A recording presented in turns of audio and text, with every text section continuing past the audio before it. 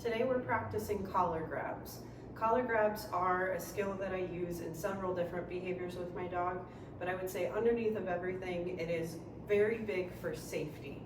If I were to reach for my dog, I do not want them to dart away from me, play keep away, or feel nervous in general. So practicing reaching for your dog more often than you actually need to can help them to be more steady, more confident, and more receptive to being restrained when you need them to be. We're gonna start this just by simply grabbing our dog's collar, marking and rewarding, and repeating in different angles with different hands and from different positions. So I have Dusty here. Dusty.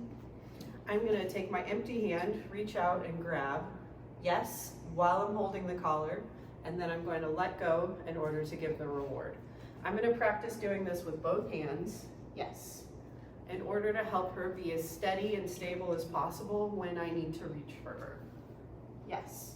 I'm also gonna practice reaching from different angles, so above the head, yes, below the chin, with each side, with each hand, yes.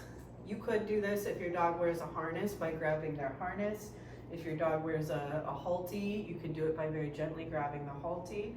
My dogs around the house go about with no collars or leashes on at all, so sometimes I simply practice, yes, gently grabbing their scruff and releasing and rewarding for that behavior. Now, part of this is because I want my dog to not leave if I go to reach for them, but I also have a couple of other applications. One, I use this on my recalls quite frequently. So my recall, which is the dog's name, means to come all the way over to me, and I prefer that they get within touching distance. So I have started to develop that when I present my hand to the dog, that is the target that you have to acquire in order to get your reward. So when I call my dog, Dusty, yes, I can grab her before I reward her, meaning that if I needed to leash her, I have the ability to do that. If I needed to pick her up, I have the ability to do that. Dusty, yes. So I've got a hold of her collar when you hear me saying that yes, and then I release to reward. Finally, you can use collar grabs to help with your dog walking more closely to you when you're moving about life. So if my dog was going for a walk with me, and occasionally I reached down, yes, and grabbed a hold of her collar and then produced the reward, she would start to desire, yes, me walking close to her or her walking close to me, I guess I should say. Yes.